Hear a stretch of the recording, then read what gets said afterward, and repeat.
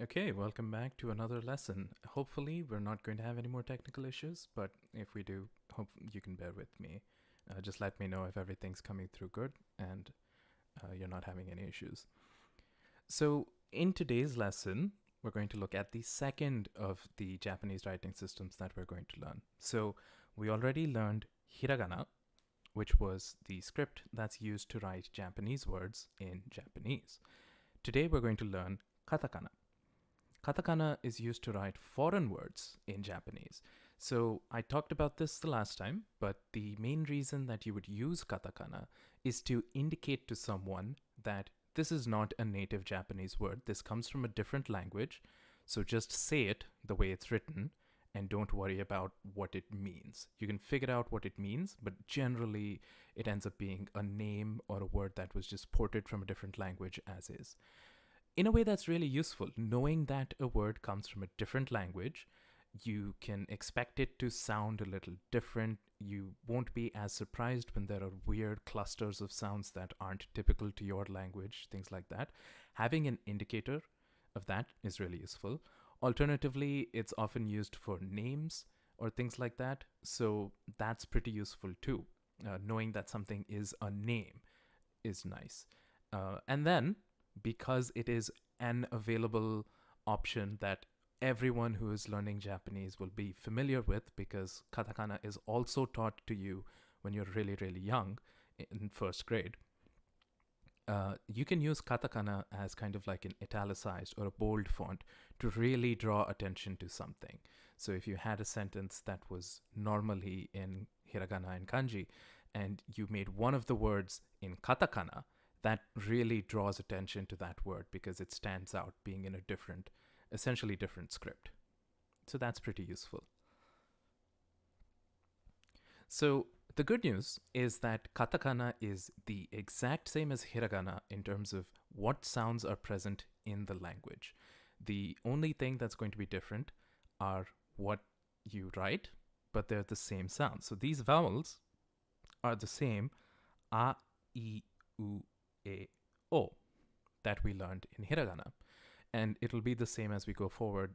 All the different consonant sets are going to be the same. They just look a little different. So we'll start with a. Okay. So a is this stroke and then this stroke. I'll write that again a little better. 1, 2. Now, typically, katakana tends to be a little sharper and hiragana tends to be a little more rounded. So rather than doing it like this, you want this clear shape and then 2, right? Something like this. So this is a. I, this kind of curved line, and then a vertical line. This is I. One more time.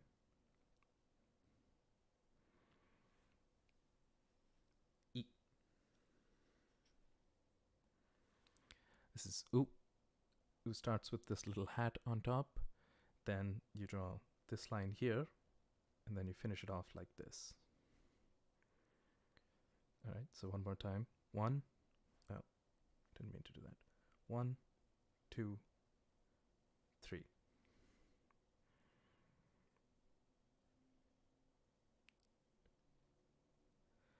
Next is e. E looks like the capital English letter I, but it's not quite that. So 1, 2, and then 3. I'm really over exaggerating the size difference between the top and the bottom one because the top one is smaller than the bottom one. So it's 1, 2, 3, really, kind of more like this, or even should look more like that, which kind of looks like the capital letter I in English. When I write the capital letter I, by the way, it looks like this, where the top is a little bigger for me. And I know that in cursive, some people tend to write it like this as well. But anyway, this is E. And then last is O. So horizontal line, vertical line, which kind of curves like this at the end, and then this sweeping line. So 1, 2, 3.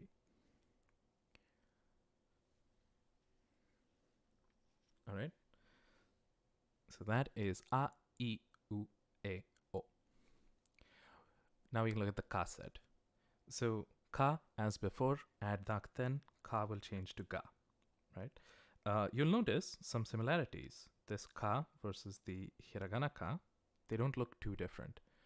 That's because generally these characters were derived from kanji.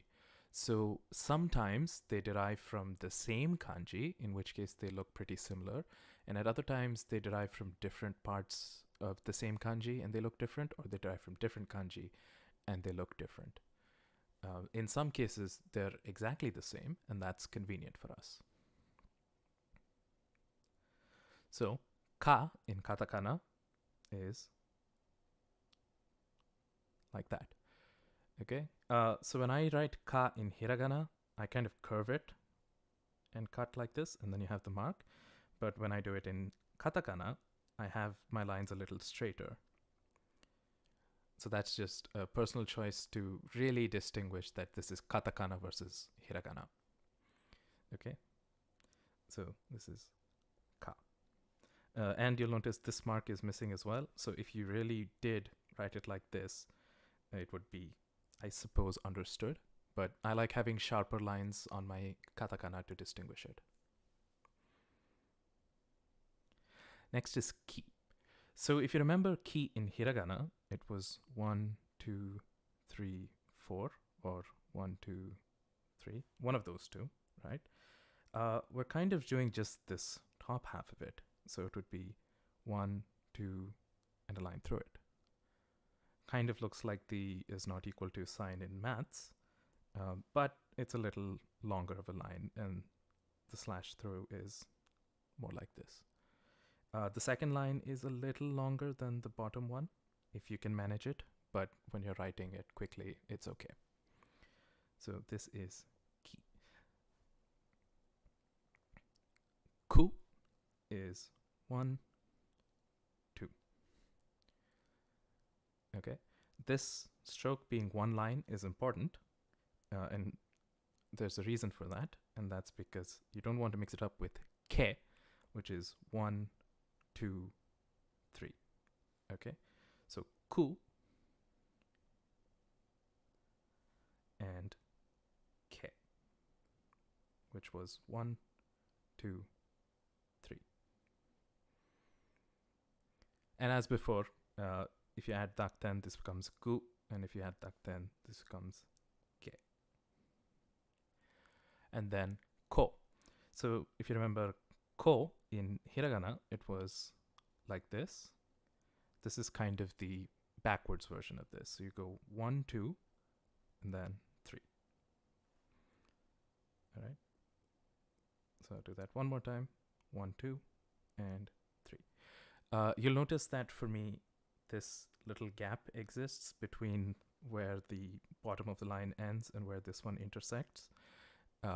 That's because typically it tends to look like that. Even here you have that kind of thing. There are, later on, you learn like kanji or even katakana that kind of look like this, which is why I choose to leave that little gap. But it will be okay even if it lines up at the bottom. It's just that you don't want to draw this, which is incorrect. It's 1, 2, 3.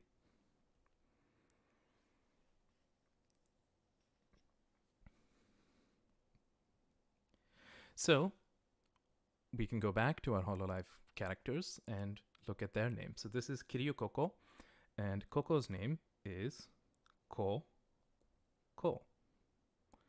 Really simple.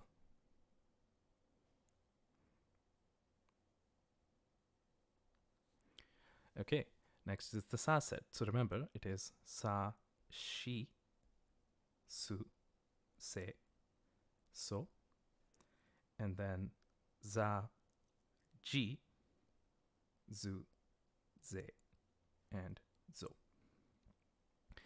And I'm going to highlight here the shi and so characters because later there will be similar characters that look like these but backwards. So when those come up, I'll point them out. So we start with sa, okay? Not to be confused with hiragana se, right? So this was se in hiragana. Sa in katakana is 1, 2, 3. Okay? So it's not 1, 2, 3. This is se. Sa is 1, 2, 3.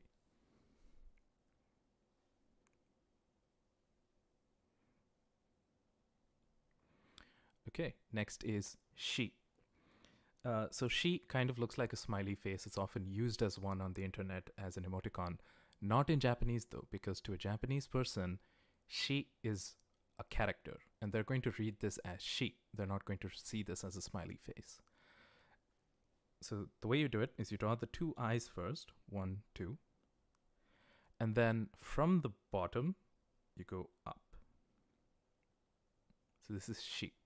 And this will be in contrast to later, we're going to see tsu, and tsu is 1, 2, it's kind of like this. The line comes from the bottom, or from the top. So to me, this is 1, 2 like this, as opposed to 1, 2 like this.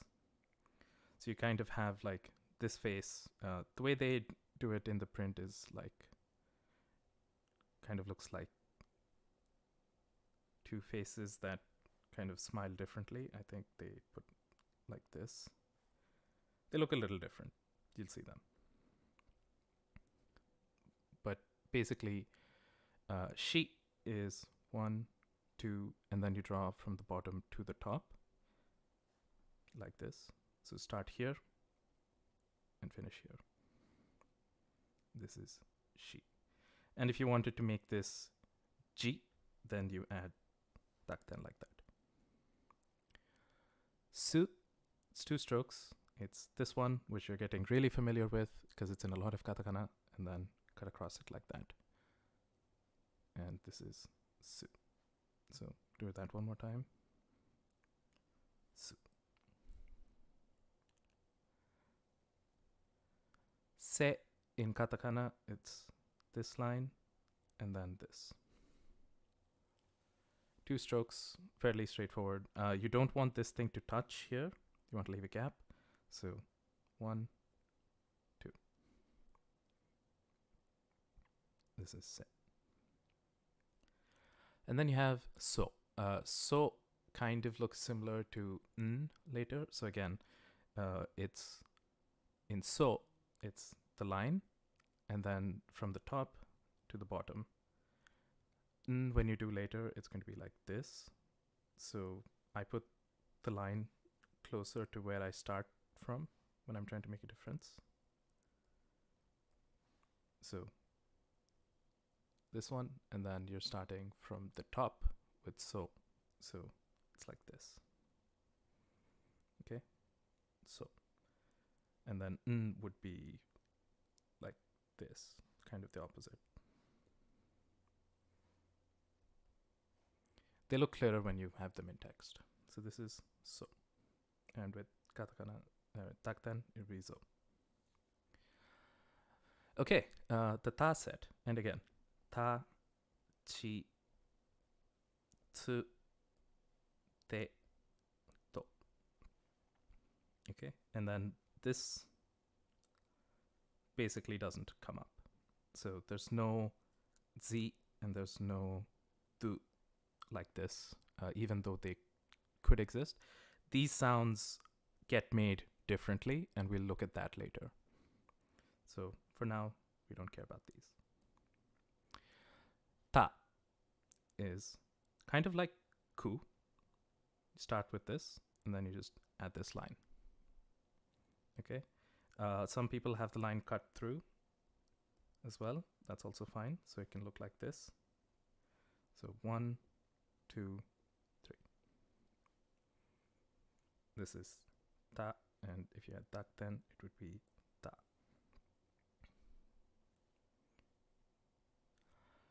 Chi, if you remember chi, it was like this in hiragana. So it's a little different here. So start with this line, go this way. So start from the top, curving downwards, 1, then you go this way, 2, and then 3. So 1, 2, 3. And this is chi.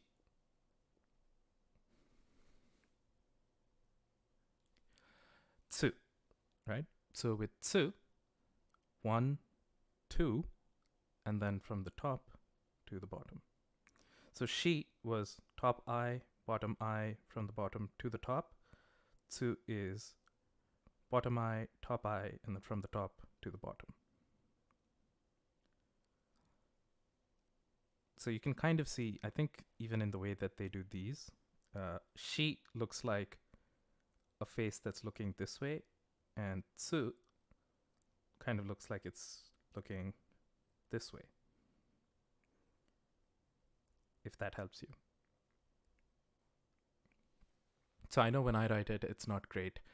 My penmanship isn't fantastic, but you tend to see it, especially in printed forms. They put these two marks really close to where you draw the lines. So, you know, shi versus tsu, and they kind of look like a face that's looking this way and a face that's looking this way, right? So shi versus tsu.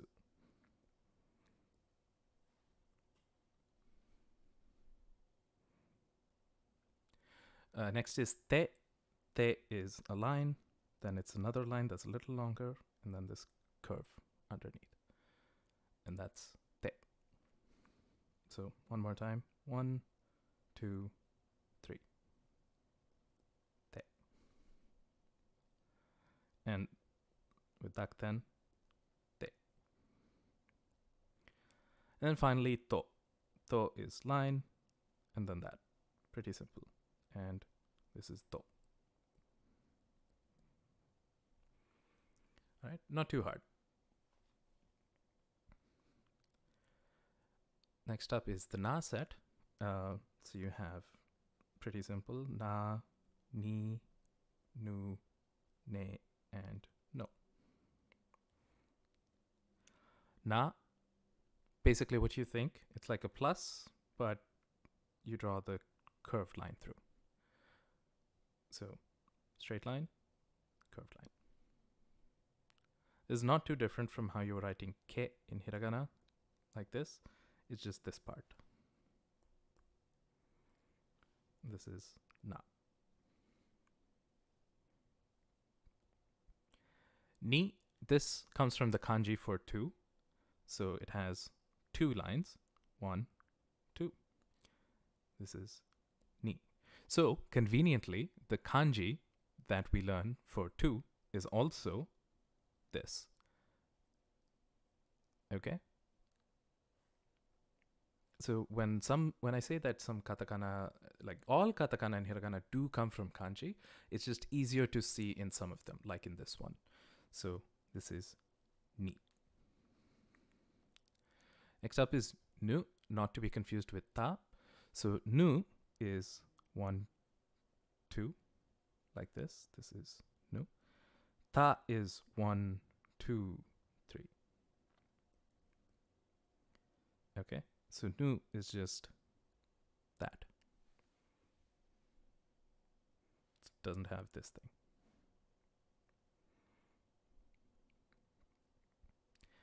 Ne, this one is 1, 2, 3, 4.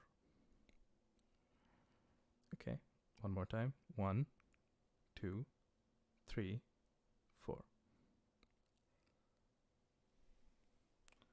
This is ne. And the last is no. No is just this. Start from the top, come to the bottom. No.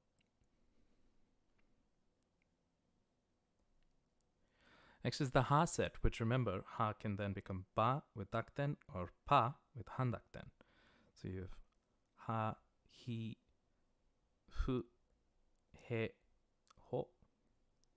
and that becomes babi bubebo and papi pupepo. Ha, pretty simple. Okay, so this is ha. Later on, we're going to learn the kanji for 8, which is hachi, and that's where the ha comes from, and that also looks like this. And so then if you wanted ba, it's like this, and if you wanted pa, it's like this. And so now you have banana. This is how you write banana in katakana.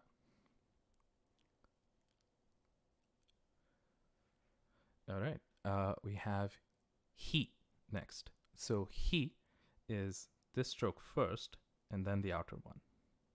All right, so one more time. This stroke, I angle it a little bit upwards, and then like this. This is hi, bi, and pi.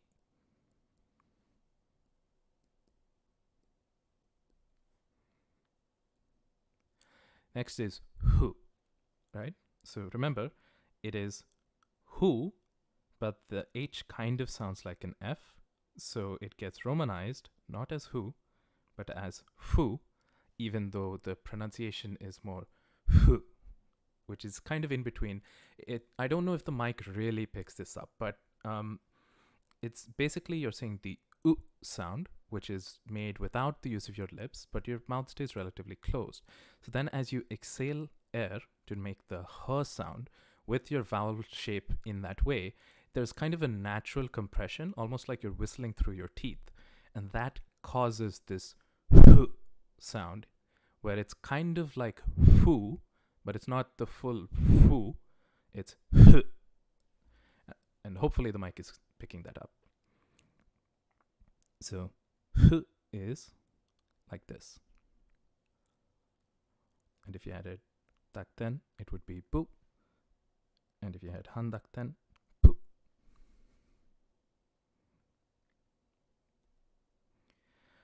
And then he. He is the same in hiragana and katakana. It looks like this. You could then make pe or be.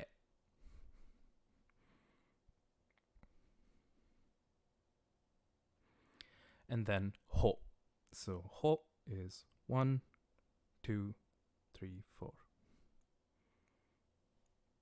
All right, one more time. Oh, actually, this kind of curves. I left that out, so I'll do that one more time. 1, 2, 3, 4. Ho. Now, in this font, you're not seeing that curve, but when people write it, you might see it. So, kind of a little bit, not too big. And then this could be bo or po, depending on the dakten or handakten.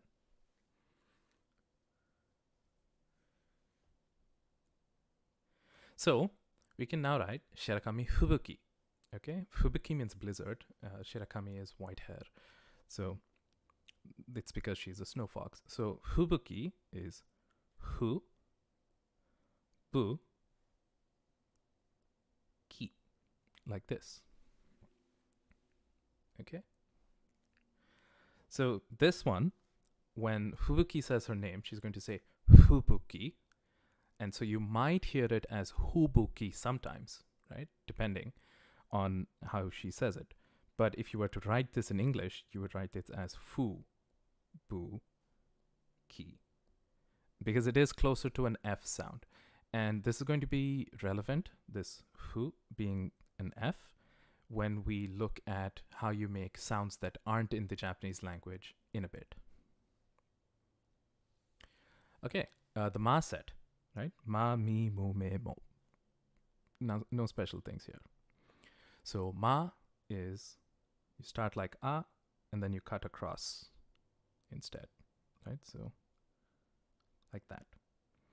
So as a reminder, a is with the line like this. Ma is with the line like this.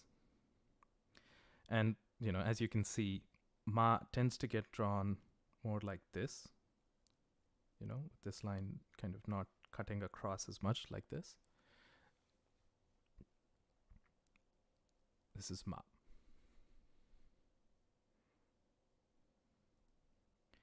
Mi comes from the kanji for 3, which kind of looks like, well, yeah, it looks like this. This is not quite that. It's just 3 lines kind of slanting down like this. I have them slanting too far down. 1, 2, 3, from top to bottom. Okay, and this is mi. Mi means 3 when you're doing counters, like we talked about. Mitsu was the counter for 3 things. So this is why mi is 3. Even though we learned that ichi, san is the actual number. The number is san, but when you're counting things, sometimes it uses mi instead. Okay, next is mu. Mu is 1 stroke like this, and then you cut across with the second. So even though it looks like 2 strokes, it's actually just 1, like this, and then 2. So it kind of looks like a really angled number 4, Roman numeral 4. So be careful not to make it look too much like that.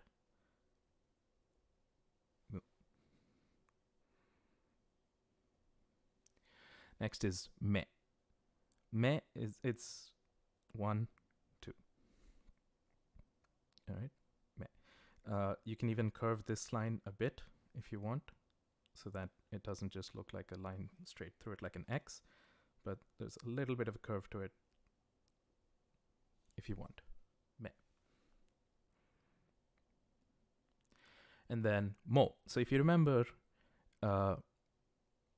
your katakana, your hiragana, right? We had this. This is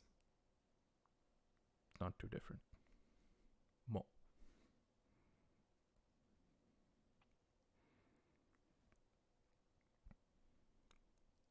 Okay. So now, okami mio, right? Mio is just mi, o. Mi, o. Pretty simple. All right, next is the ya set. As you might remember, it is just ya, you, and yo. There's no yi and there's no ye. So ya in hiragana was, right? Something like that. Do it again. Yeah.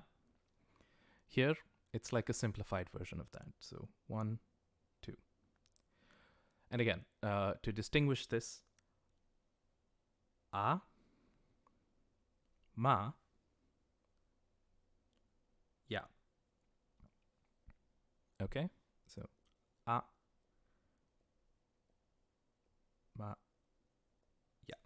So I'll do ya one more time. Like that. You in hiragana kind of look like this. This looks nothing similar. So, but it's a simple shape at least. It's just you. Okay? 1, 2, 3.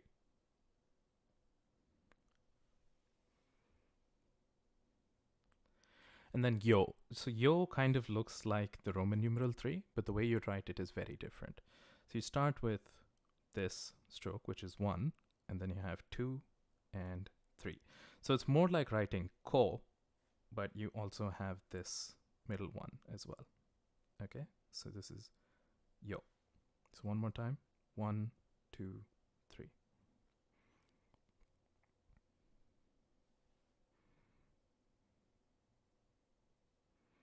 All right, next is the ra set, which is ra, ri, ru, re, and ro. Ra, this kind of looks like hiragana u, so distinguish it with sharper lines, right? So u, ra.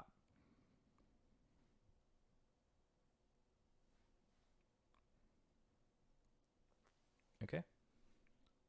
And again, if you're worried that they look too similar, the good news is that you are rarely going to have a hiragana and a katakana character on their own next to each other where you could mix one up for the other. More likely, you'll have them in a word together, in which case it's easier to tell them apart in context. As you get familiar with Japanese grammar, you will know where to expect hiragana, and that's going to help you a lot to be able to say, oh, well, this belongs to a different word than this. So as you get familiar with Japanese as a language, you're going to naturally be able to recognize words, and so then you'll know if the next character belongs in a certain place or not. Okay. Next is ri. So if you remember, ri in hiragana was like this. This is like a simplified version of that. So ri. Okay, one more time. Ri. So this was in hiragana, and these two are in katakana. So this or this, these are hiragana. Ru is 1, 2.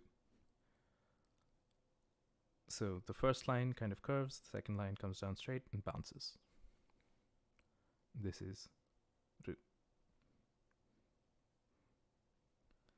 Re is just like the second half of that. So 1, 2.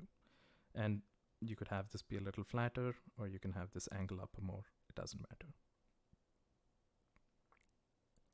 Now, you don't want re to look like shi in hiragana, which is very curved. So a little bit of an angle.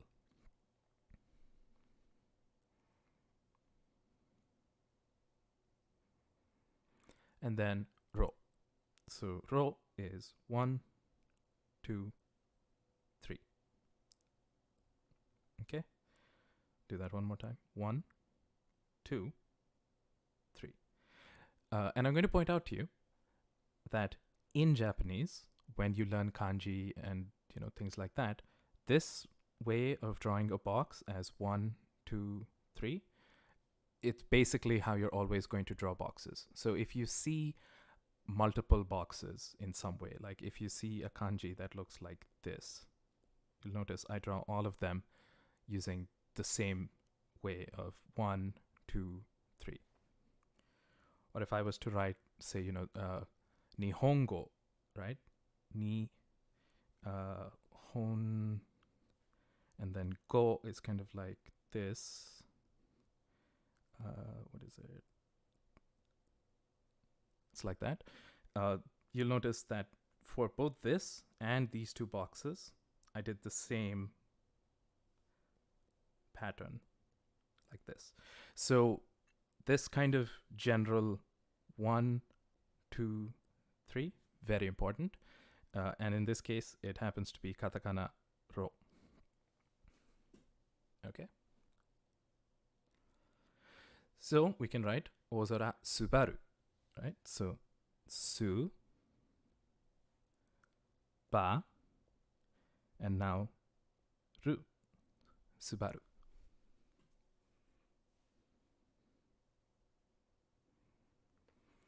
Okay.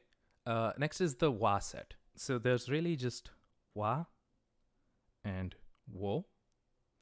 There are characters for we and we. Okay, and I'm actually going to show you them, even though you'll basically never see them. So we looks like, let's see, 1, 2, 3, 4, something like this is we. And then we is like that. You might actually see this in Sakamata Kuroe, because that's how she writes her name. She writes her name as Kuroe, even though it sounds more like Chloe. So it's a different sound, but that's how she writes it. This we you will basically never see, and this way I'm only mentioning because I know one specific instance that you might see it. But most likely it's just wa, and even this wo basically never shows up. So wa, it's kind of like u, right? In katakana, u was 1, 2, 3. And this was u.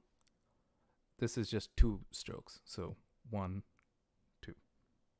This is wa. So this is the difference. One more time.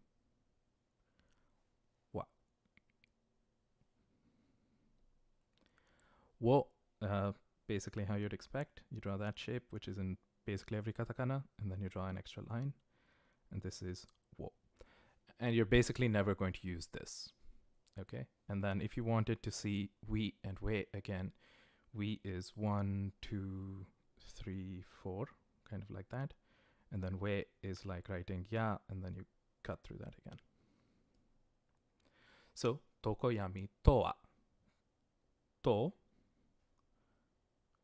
wa. All right, and that is to wa. And then lastly, n. So we had so, which was draw a line, and then from this, and then you have n, which is like this line, and then you come from the bottom to the top. So I know that when they write it like this, and it kind of looks like a smile this way, and then so kind of looks like a smile this way. And you could imagine if you drew eyes, how they're looking. This is like shi, and this is like tsu. If you wanted to remember the difference that way. But you'll probably get it from the stroke order. So n is line, then from the bottom to the top. This is n. And so is line, and then top to bottom.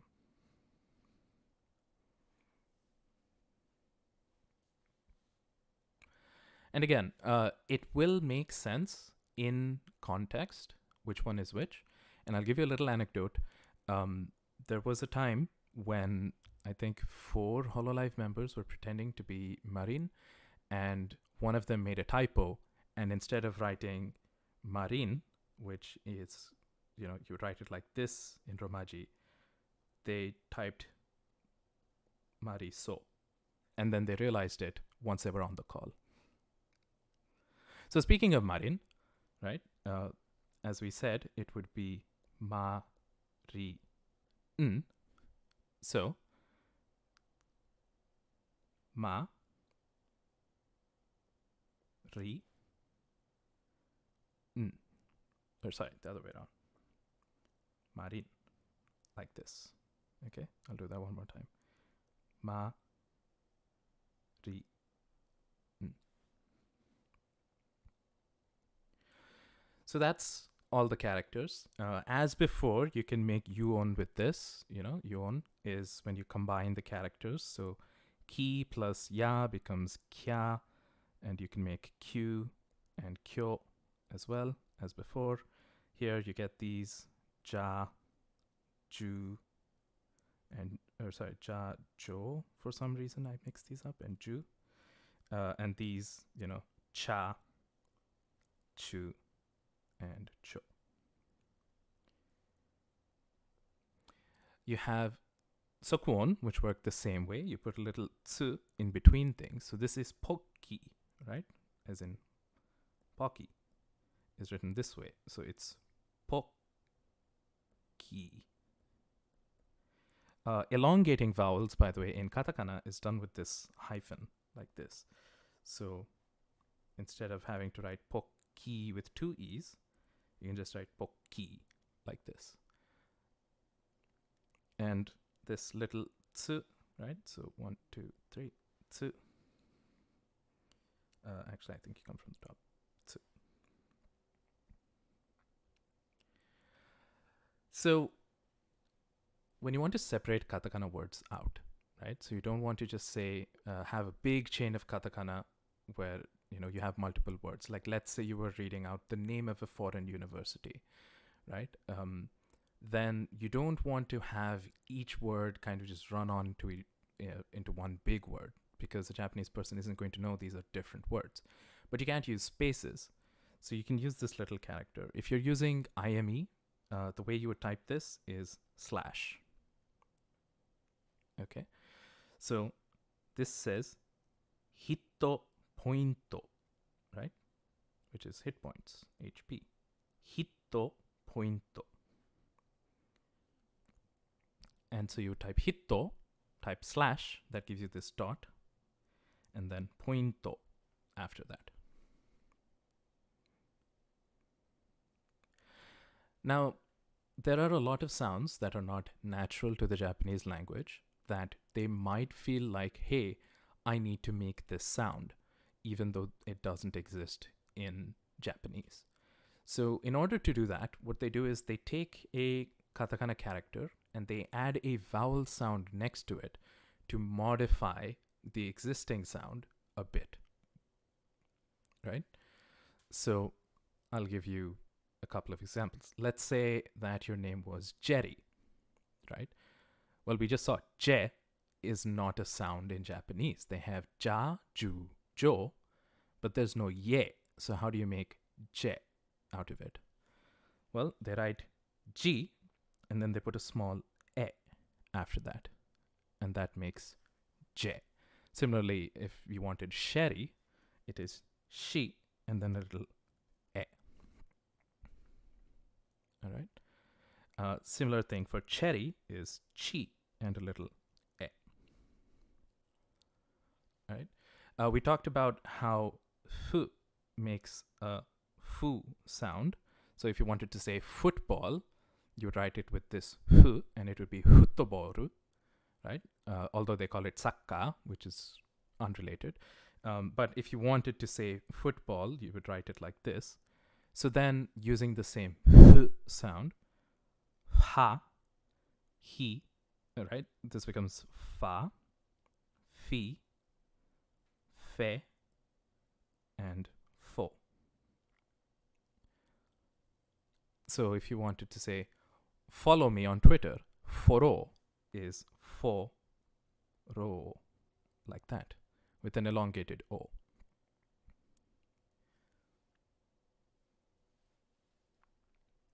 This here, this is u plus e, right? And this kind of makes a we sound. So even though there is a katakana character for we, right? And what was it? Something like this, whatever. They don't use that. They might use this instead. So the Nintendo Wii, they would write it as Wii, like that. And similarly, this is we. Rather than the special character for we, they can just make that sound like this. Another sound that does not exist in Japanese is the V sound. So they have a W, wa, but they don't have va, right? A lot of Asian languages don't have this distinction, but English languages do. And so if you wanted to say Valentine, for example, you could say Valentine, but that just sounds wrong. So they do recognize that it's a unique sound. They just don't have it in their language. So they use this, u with dakten, and they kind of read it as ba, right? So this kind of ends up sounding like this, but not quite. So this would be va, vi, vu, ve, and vo.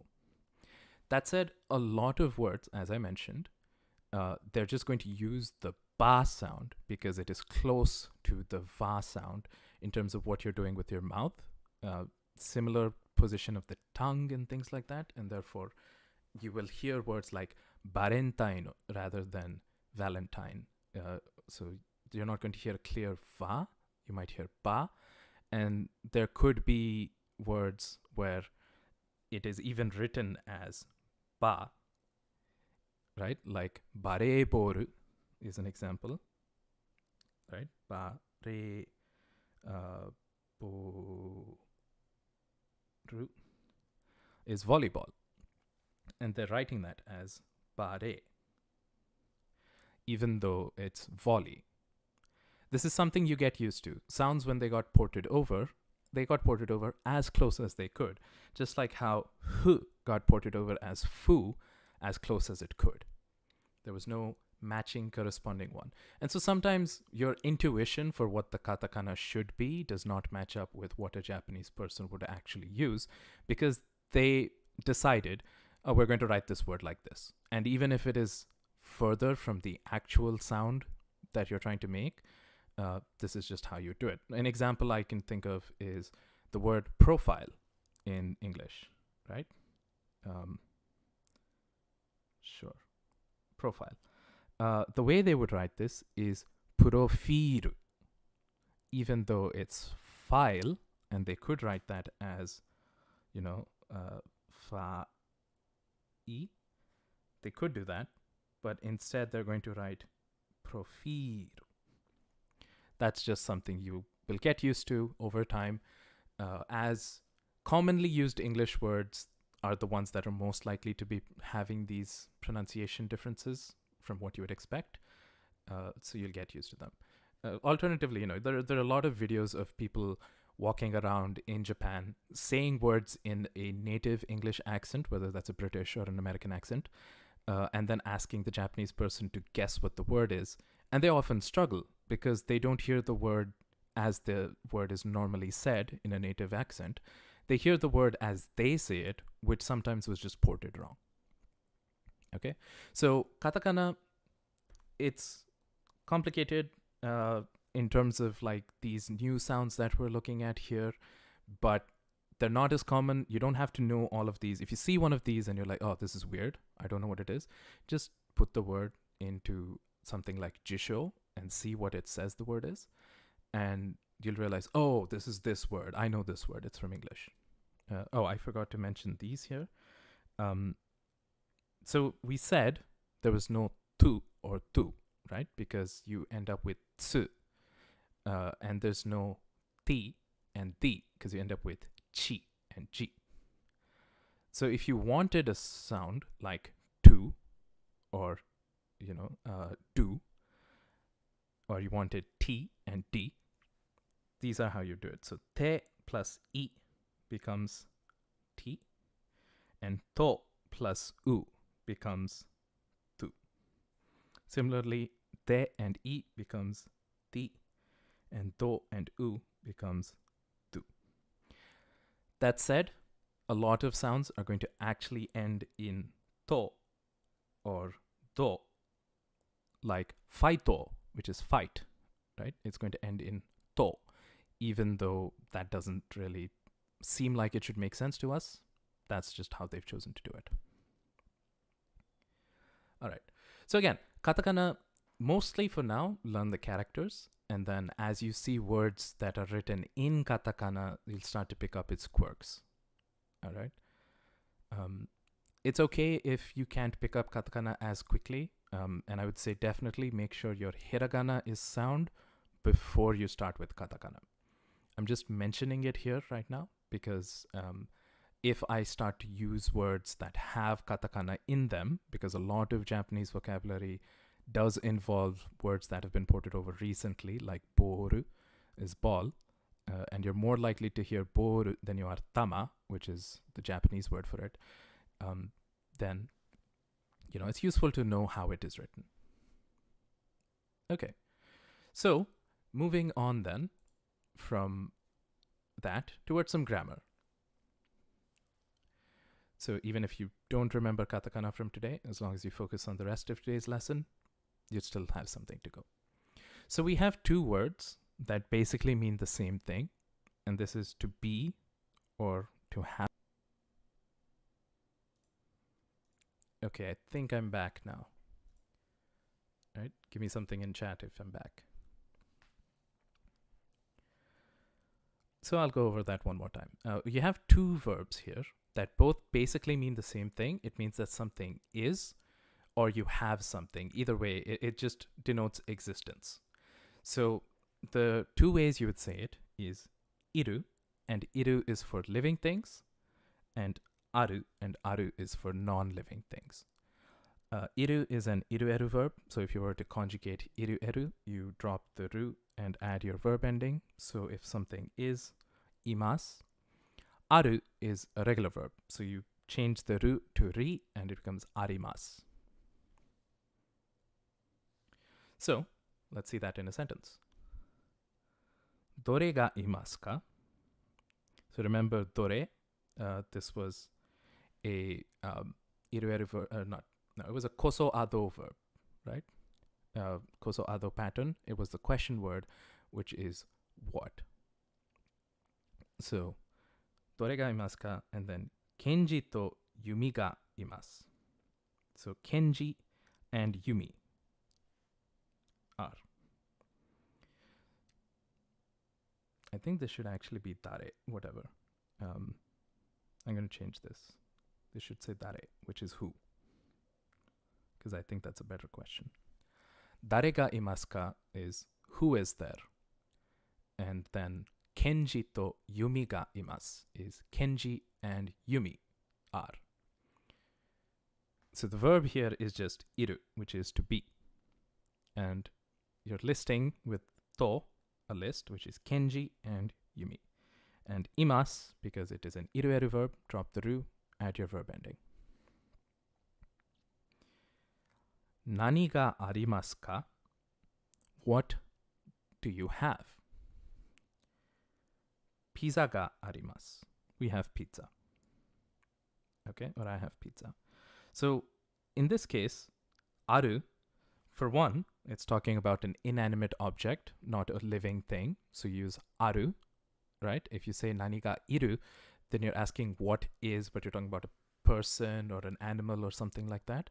When you say aru, you're making it clear you're talking about non-living things. Okay. And the second thing is the difference between, in the previous sentence, here we used iru to mean who is. Now we're using aru to mean what do you have. They're the same verb, okay? Iru and aru are the same verb, and in English we have multiple verbs for this. So in English you either have something, which means it's in your possession, or you are, and that's a separate thing, and that's just to be. In Japanese, the same verb is used in these sentences. So really it's not asking what do you have, right? That's how I would translate it in English. But the question is really, what is there? And it's just understood in context that, oh, you mean what do I have? Not so much just what is around me. Because in context, this, just asking what's around me is kind of a weird question. It's more like you're, at a restaurant or something, and they give you a menu, and you're like, okay, what's there to eat, right? Nani ga aru. So, nani ga arimasu ka? Right? So again, aru is a regular verb, so ru changes to ri, and then add your verb ending. Here is a sentence. Let's look at it. Anata no hon wa asoko ni arimasu. So remember, asoko, this comes from our koko, soko, asoko, doko, koso ado pattern about places. Anata no hon wa, your book, so hon is book. Anata no hon wa, talking about your book. Asoko ni arimasu, right? So aru is to be. Ni is marking where it is being, and it is being over there, asoko. So, asoko ni arimasu. Anata no hon wa asoko ni arimasu. Okay, so we talked about to just in a previous sentence, right? Kenji to Yumi ga arimasu, or iru, right? Not aru. This to is a different to, and it is with something, right? So you have basically the same to. It is, well, I have Kenji with Yumi. It kind of works like that. But this to is saying with this and whatever it is you're trying to say. So here's an example. I think it again should be dare. But I've written dore to Tokyo ni ikimasu ka? Yeah, this should definitely be dare. Dare to Tokyo ni ikimasu ka? Who are you going to Tokyo with? Right? And then, 今日はリサちゃんと行きます。でも、明日はまさくんと行きます。So, 今日は, speaking of today, Risa-chan to imasu. I'm going with Risa-chan. Demo ashita wa, but tomorrow, right? And we talked about demo, this but connector that, contrasts two sentences. Demo ashita wa, speaking of tomorrow, Masakun to imasu. I'll be going with Masakun. So today, I'm going with Risa-chan, but tomorrow, I'm going with Masakun. So you can think of this as basically Risa-chan to watashi ga ikimasu, if you wanted to, and then you drop the watashi ga, and then it's just Risu-chan to, and you omitted the second part of your list. If you want to think of it that way, you can. Or you can think of this to as just with. Whichever one is easier for you to understand.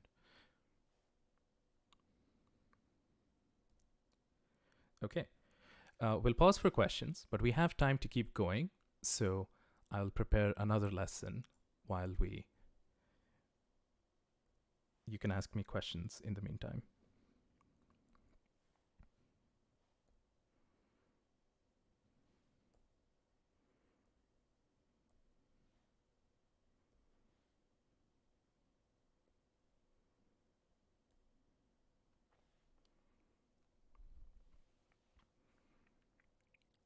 Okay. I don't see any questions, but if you have them, go ahead and ask, and I'll keep going.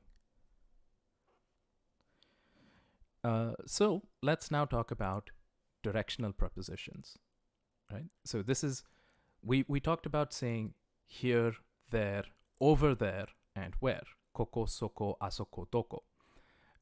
But we might want to have a more specific answer, right? Especially if someone asks doko, maybe your answer is not just here or there, but you want to say, oh, it's out in, outside the building, you go to the left and then take a right, that kind of thing. If you want to be able to say something like that, you need to know these directional prepositions, right? So at least they're prepositions in English. In Japanese, these are nouns. So the first one is ue, which means up, shita, which means down, naka, which means inside, yoko, which means next to, mae, which means in front, ushiro, which means behind, hidari is left, migi is right, and aida is in between. Okay? So, if I say tsukue no ue, tsukue is desk, desks up. So, tsukue no ue is the up of the desk, but in English we wouldn't say the up of the desk, we'd say on top of the desk.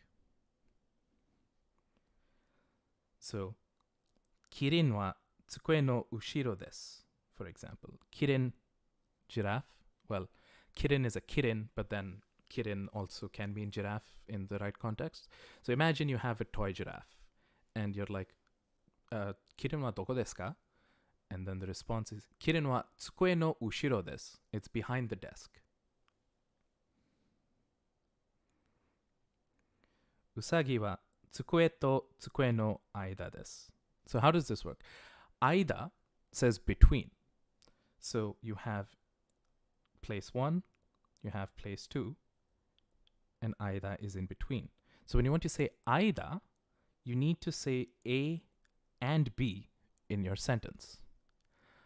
Now this gets annoying in this particular sentence because the rabbit is between two desks. So you have to say the rabbit is between the desk and the desk. Tsukue to tsukue no aida desu. And in English we can shorten that and say between the desks. So this is just one of those things that happens where some concepts are easier to express in English, they're shorter to say, and some concepts are easier to say in Japanese.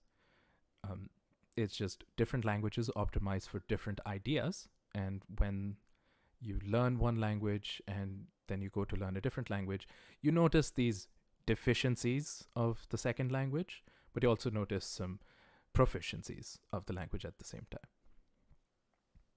So if you want to say something is between two things, you're going to have to explicitly state both things, even though they are the same. Usagi wa tsukue to tsukue no aida desu.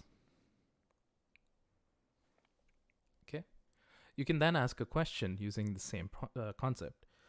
机の上には何がありますか? 机の上には right? So 机の上に becomes your topic. And your question is 何がありますか? What is there?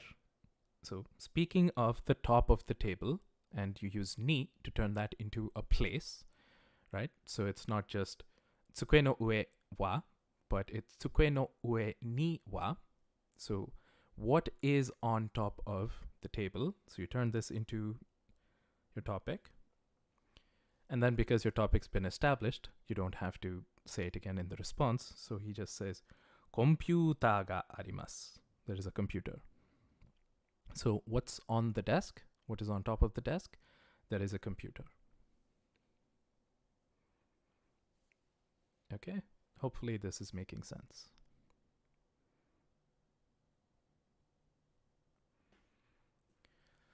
Let's extend what we know about koso ado patterns. We'll add another pattern. So this is the kono, sono, ano, dono. This is very convenient because it's just no after your ko, so, a, do. So we learned about kore, and it is this, right? But that's just saying this thing that I'm holding, right? So kore wa pen desu. When you want to say this thing and not just this is a pen, but you want to say, oh yeah, it's this thing, then you want to be saying kono. I have examples that will make this different. But it's the same sort of spheres of influence. Kono, sono, ano, dono would be this one that you're holding. Ano is that thing that's over there. And then dono is which one. So, この本は面白いですか? So, 面白い means interesting.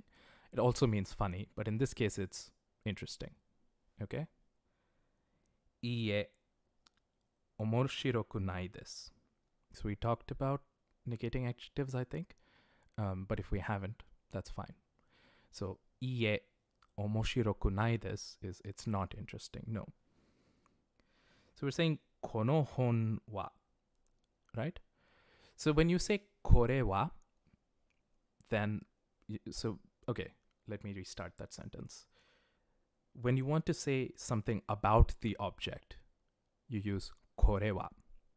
When you want to talk about the object, you say この.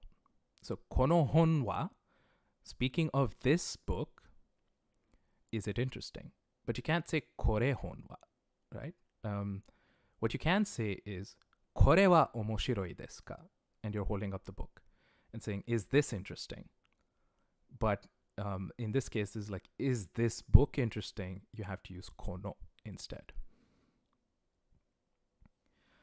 I guess I don't have a slide about that. So I'll spend a little longer talking about this difference, right? So, この cannot be the topic of your sentence, right? この would have to be followed by some sort of a noun, right? As in this thing and whatever thing it is. この本, この pen, right?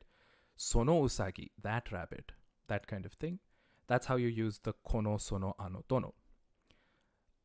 Conversely, the これ、それ、あれ、どれ, you can't use with a noun.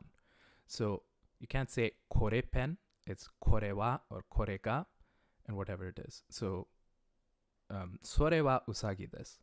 これはペンです。Right? これは面白くないです。This one is not interesting. But この本は面白くないです if you wanted to say this book specifically. That's the difference between これ and この.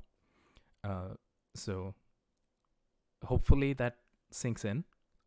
It's very important that you don't use the wrong one because it just is incorrect grammatically.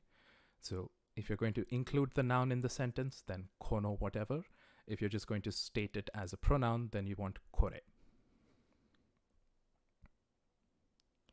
Okay, this is a counter for counting people. We can skip it. We can also skip these counters. We'll come back to them. Let's talk about this conjunction そして, which allows us to connect two sentences together. So you have sentence 1, you have sentence 2. Demo is if you want to contrast them. Soshite is if you just want to add on sentence 2 to sentence 1. So, inu no namae wa Pochi desu. Soshite neko no namae wa Tama desu. Inu no namae wa, speaking of the dog's name, Pochi desu. It's Pochi. Soshite, and, right? Not demo, which is but. This is and. So there's no contrast here. You're saying, well, the dog's name is Pochi and the cat's name is Tama. And there's no contrast there. So you can just say soshite, and that connects the two ideas together logically without contrasting them. So, inu no namae wa Pochi desu. Soshite neko no namae wa Tame desu. By the way, Pochi and Tama, very common names for cats and dogs, respectively. Okay, let's talk about this, the location marker de. So this de, it's kind of like the destination marker ni, but this is for verbs that you do at a place. Okay, so you have your location, like Tokyo. Tokyo ni ikimasu is I'm going to Tokyo. Tokyo de tabemasu would be I will eat at Tokyo. If you say Tokyo ni tabemasu, for example, then that means I'm going to eat Tokyo, which you don't want to do. So, tomodachi no ie de kola o nomimashita. Tomodachi is friend. Tomodachi no ie is house. So, tomodachi no ie de, at my friend's house, kola o, cola, and then what did you do to the cola? Nomimashita, which is I drank. So I drank cola at my friend's house.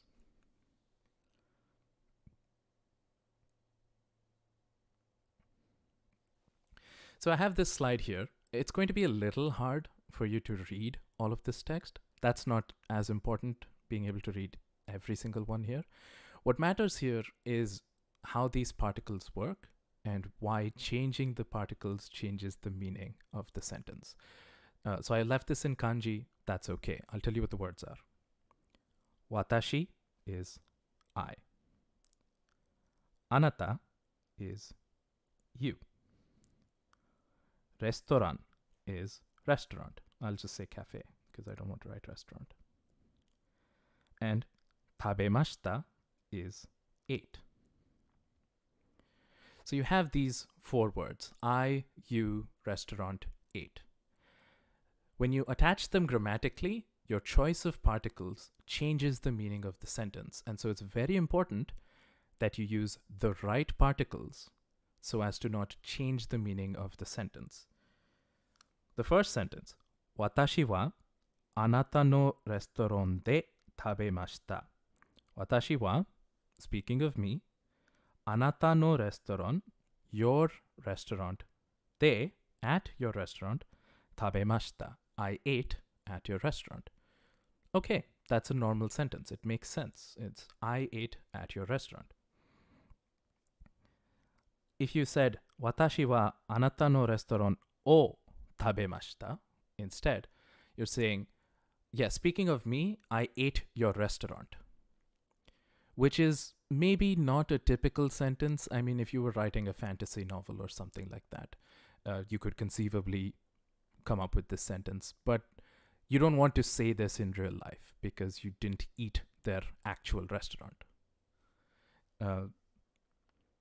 Watashi wa anata o restaurant de tabemashita. I ate you at a restaurant. Okay, so it's important to keep these particles straight because the particles mark what the role of that word is in the sentence. And you can mix and match the order in which these blocks show up. So you don't have to always be watashi wa anata to whatever. You can mix that around. You can say restaurant de watashi wa anata to tabemashita, which is at a restaurant, me with you ate. and that's fine. But you can't mix the particles alone. They come as a block. So watashi wa is a block. Anata no is a block. Restaurant de is a block. So you want to think of it that way. You have a noun, right? Or maybe an adjective or something, and you attach a particle to it, and this box is a unit. And then your sentence is made up of joining units like this into your sentence. So because these units are kind of, a fixed unit, it's very important that this particle is the right one, so that when you move this whole unit wherever you want in the sentence, the role of that word stays the same wherever it's present. I'll pick a random sentence just for fun. Let's go with 10. Watashi o anata to restaurant wa tabemashita. Watashi o, so I am the one that the verb is acting on.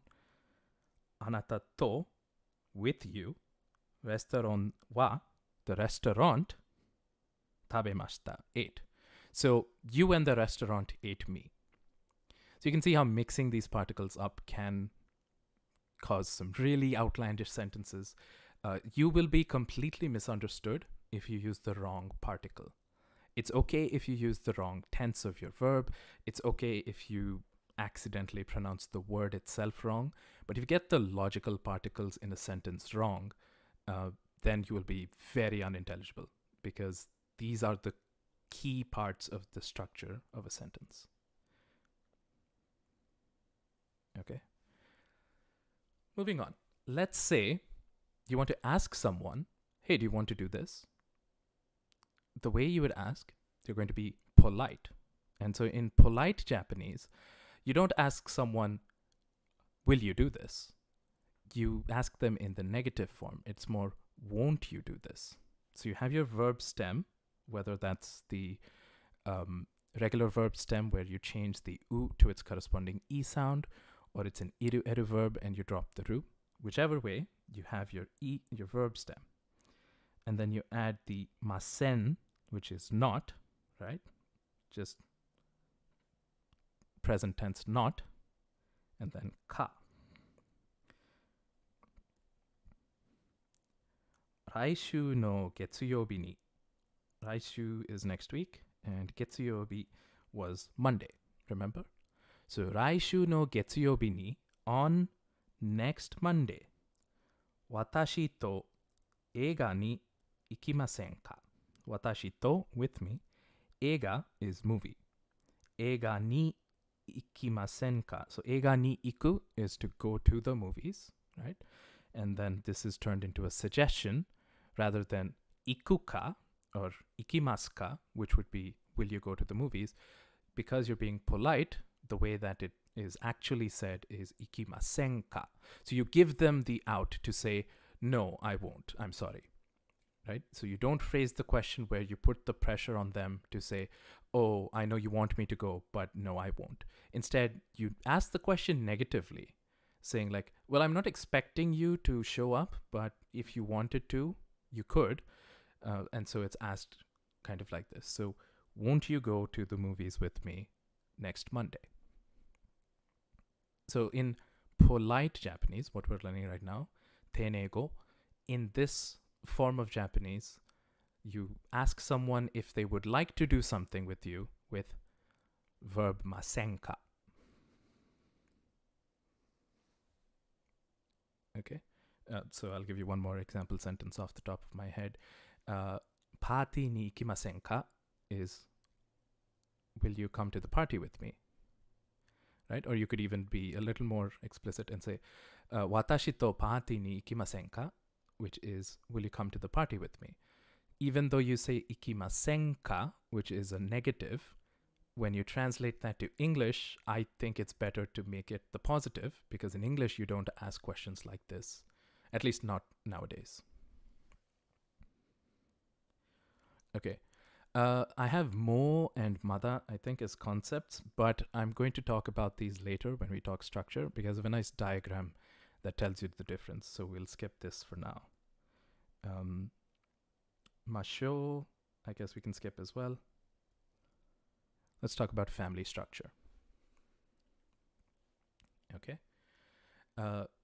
So I think this came up last lesson. We wanted to talk about strangers, and I mentioned that if you want to refer to strangers, we need to know family structure, right? So if you don't know someone's name, the way to refer to a general person, it's going to be helpful if we know family structure so we can refer to them. Now I expect, if you're familiar with anime, that these will sound very familiar to you. So I'm going to read them out, and you might already know these. So mother is oka-san. Father, oto-san. Sons are musuko, and daughters are musume. So whether you have one son or many sons, because it's the same in singular or plural in Japanese, musuko is son or sons, and musume is daughter or daughters. Oni-san and one-san are your older brother and your older sister, respectively. And ototo and imoto are your younger brother and your younger sister. So in English, you just have brother and sister, and there's no separate word for younger or elder, but you do have separate words for them in Japanese. In fact, you do have separate words for them in a lot of languages. So Japanese is not special in that regard. Really, English is special in that it does not distinguish between them. Okay. Now I also will quickly point this out, even though we're not going to dwell on this. O and san, you're noticing this O and san are kind of common throughout. And then it's just this kanji that's different. That's because O is an honorific and san is an honorific.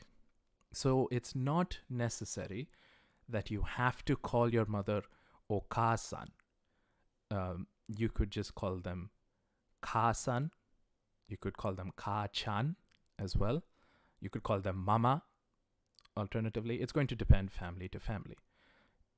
But the most generic way to refer to mother is oka-san, and father is oto-san, and so on. Similarly, your brother, you can say oni-san if you wanted to.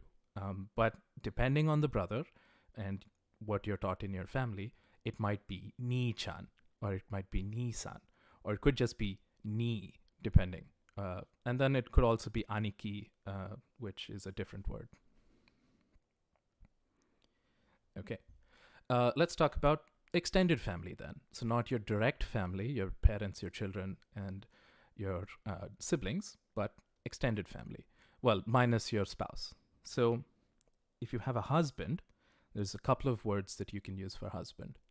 There's goshujin, or just shujin. So this go is honorifics.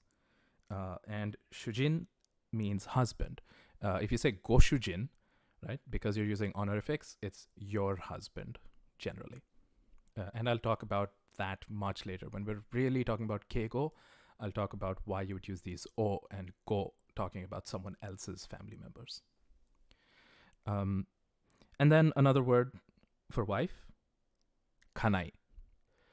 And I'm going to immediately tell you, don't use shujin and kanai if you don't want to sound misogynistic. These are slightly older words that modern Japanese people aren't really preferring to use because shujin also means master and kanai is inside the house. So you can see that these words have kind of, archaic derivations to them. Their etymologies are old-fashioned, and modern Japanese people are rejecting these choices of words in favor of words that don't have this kind of misogynistic etymologies to them. So instead of saying shujin, you can say otto. Otto is my husband. So if you just want to say husband, the word is shujin. If you're talking about someone else's husband, goshujin. But rather than talking about your own husband with shujin, you can say otto. Talking about wife, two ways to do it. There's tsuma, which is my wife, and then someone else's wife, or it could just be your wife, is okusan, right? So it doesn't have to be kanai, which is, inside the house. If you look at the kanji, this is house and this is inside, and that's terrible. So instead, you can say tsuma if it's your own wife, or you can say okusan if you're talking about someone else's wife. Okay. Now, extended family. Your uncle and your aunt are oji-san and oba-san. Okay. Grandfather and grandmother are oji-san and oba-san. So note that lengthened vowel sound, right? Oji-san, uncle, oji-san, grandfather. Similarly, oba-chan or oba-san is aunt, and oba-san is grandmother. Now, I'll mention this. If you were talking about a random person on the street, depending on their age, right, you can call them oji-san, which is Mr., right? Because it's basically, hey, uncle. So it's kind of familial, but it's fine. This is, by the way, a thing that just happens in a few other cultures as well. I know that in India, at least, right, where I grew up, you would be fine to call a random person on the street uncle, as in just the English word uncle, and that's fine. Or a random woman on the street, you could call them auntie, if they were the right age relative to you. If they're a comparable age to you, then you could say onisan or onesan, right? So onisan or onesan would be a woman or a man, respectively. Give me a second. I have a bot to ban. There we go.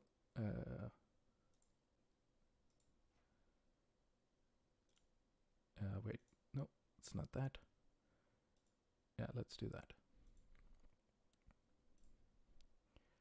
Nice. Okay, so oji-san and oba-san are for random people on the street that might be a little older than you.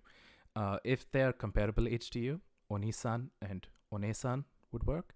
And if they're much older than you, then you can say oji-san and oba-san as well. So if they're visibly old people and you're a lot younger, right? I think most of you are generally below the age of 25. So if you saw someone who is visibly, 60 plus, you can call them oji-san or oba-san, and that would be fine. If you saw a person who was probably in the ages between 30 to 50, you can say oji-san or oba-san. And if you saw a person that's relatively similar age to you, then maybe you can say oni-san and one-san.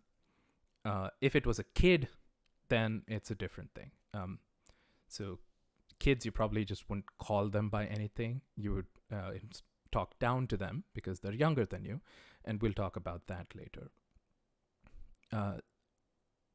Now, to talk about kids, right? So we had musuko and musume is my son and my daughter, or your son and your daughter, depending, right? If you wanted to talk about children generically, so not gendered like sons or daughters, but just children, then there's oko-san, right? Ko means child, so oko-san is children. But a more common word is kodomo, which also means children. So if you remember, I talked about kodomo no hi, which was Children's Day. That's kodomo, which is children. So here I am breaking down shujin, right, is the master of the house, and kanai is someone who's inside the house. So you're not going to use those words as frequently. Here are a couple of words that I don't know how to describe them. I guess they're adjectives, right? So there's yoku, which is often, and there's amari or ammari, which is not often. And again, I'll add a little bit here. First, I want to talk about this, ammari, right? So this is right? So you would write this as anmari. But there's this weird transformation of the sound that happens in Japanese, where this n sound, depending on the letter that comes after it, sometimes changes to an sound. So you're not going to write ammari with two m's, or you're not going to write a little sukun, but it changes to ammari rather than anmari. It's a similar thing with ganbatte actually is gambatte. The n changes to a little bit.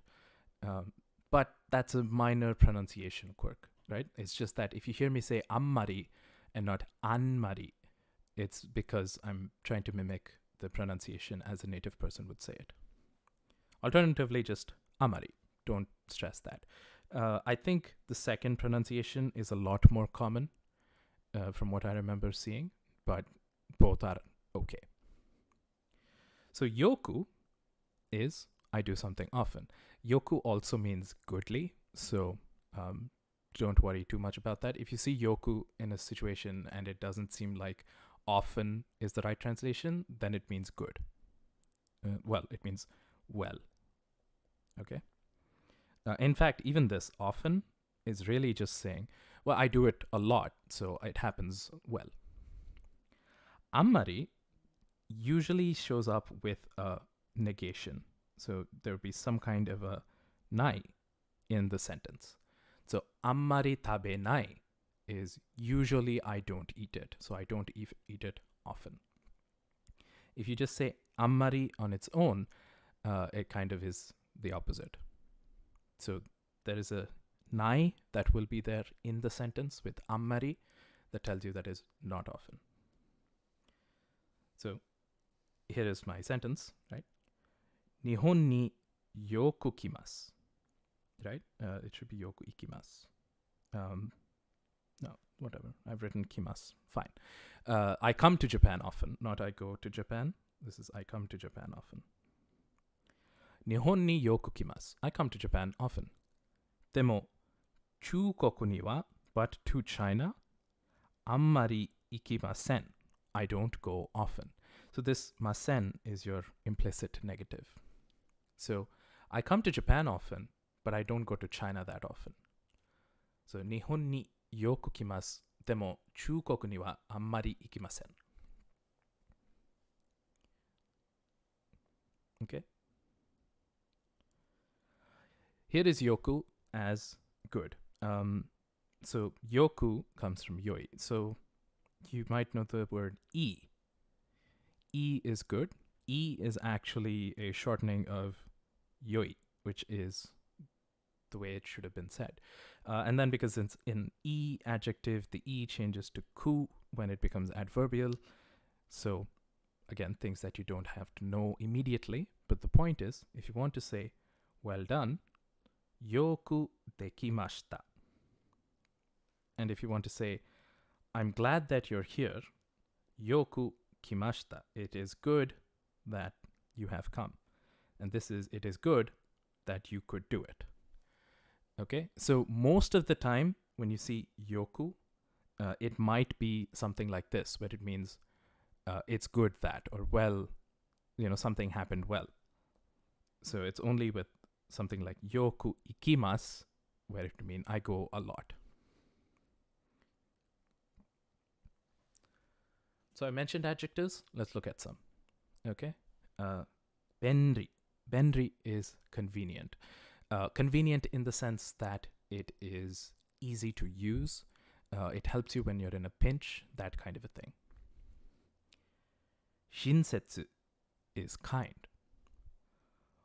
Omoshiroi is interesting, but it's also used as funny. And furui is old. So you notice here I call them na adjectives and e adjectives. Na adjectives are really nouns that you can turn into an adjective. And you'll notice there's no, thing after them. They can be written entirely in kanji sometimes. But the e adjectives, these are true adjectives, and they'll have an e at the end for sure. So if you want to make this e adjective past tense, there is an e. So you drop it. You have your adjective stem.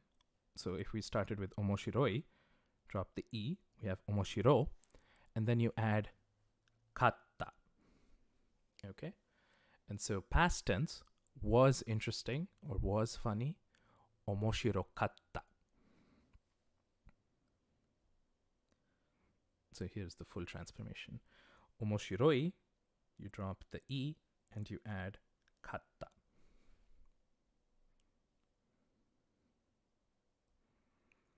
If it's a na thing, then the problem here is that it's not an adjective on its own. It's really a noun. So benri des, right? It can't stand on its own because it's not an adjective. So you would have to have the copula des. So benri des, then you change des to past tense. So benri deshita. So benri des becomes benri deshita. There's no modification to the word benri itself that you can do because it's not a true adjective. If you wanted to negate an adjective, right, we have janai for na adjectives, so nouns, you add benri dewanai, benri janai. If it's an e adjective, drop the e and add kunai. So omoshiro kunai.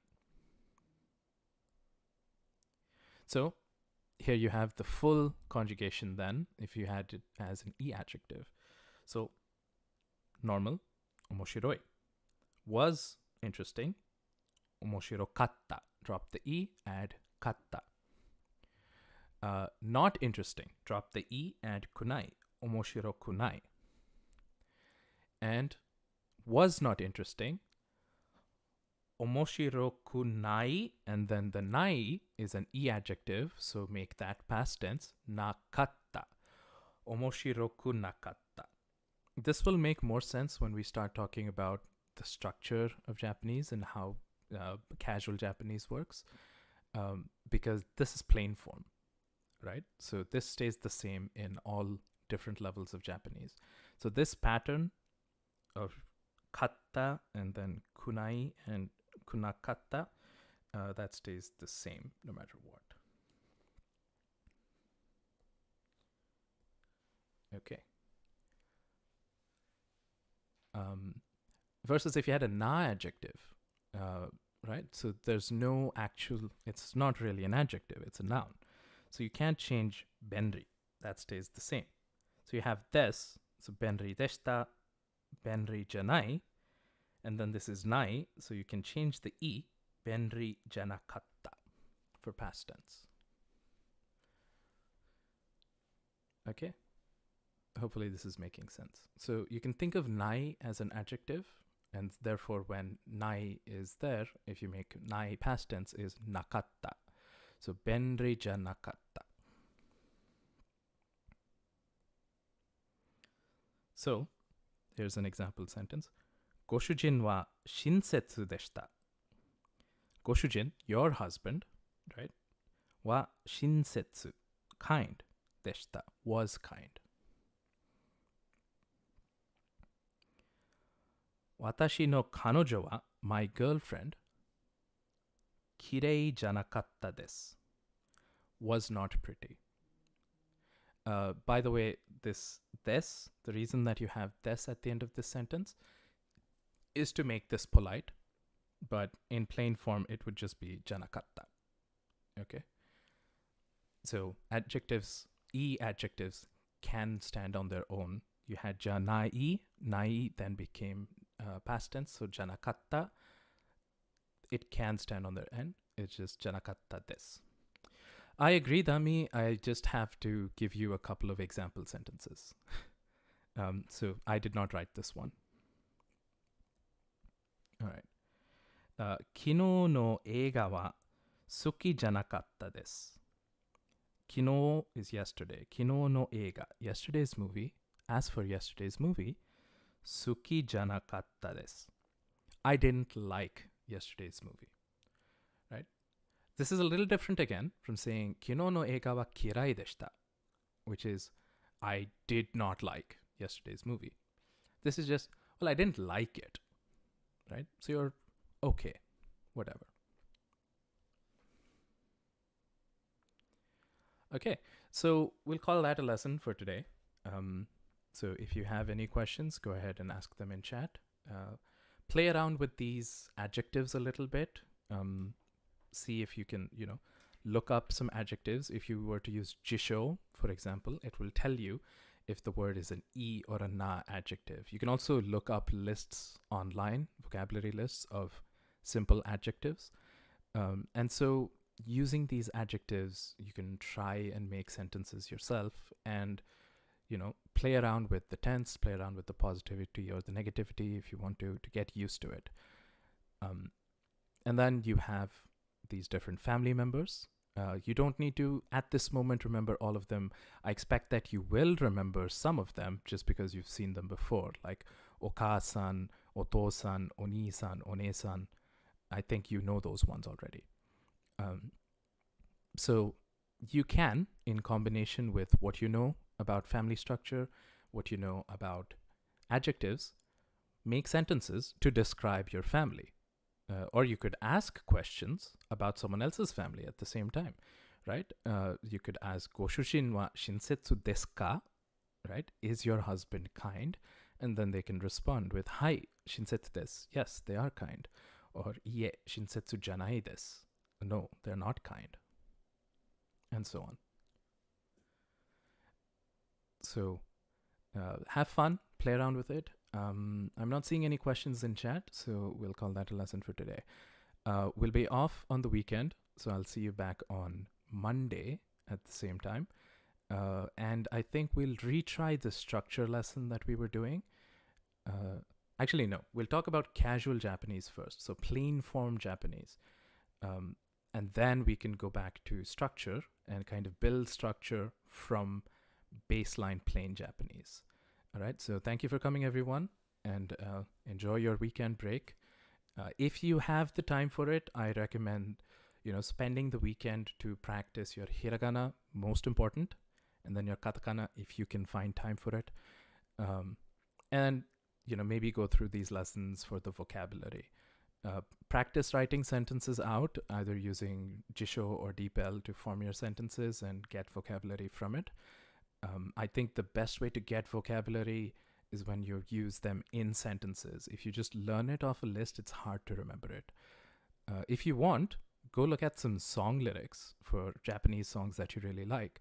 You might not be able to understand the whole thing. A lot of this grammar stuff might be hard for you. But if you understand a line, because it followed structure that you know how to understand, you're in a good place because the words in that line, at least, you will know. And I find songs are a great place to learn because you can sing along with the song and practice speaking your Japanese. Or at least it gets you to start making Japanese sounds with your mouth. Eventually you want to just speak it, not sing it only, because singing alters the pronunciation. But for now, that's where I would start. So once again, thank you guys, all of you, for coming, bearing through the technical difficulties and everything. And I will see you Mada Getsuyobi.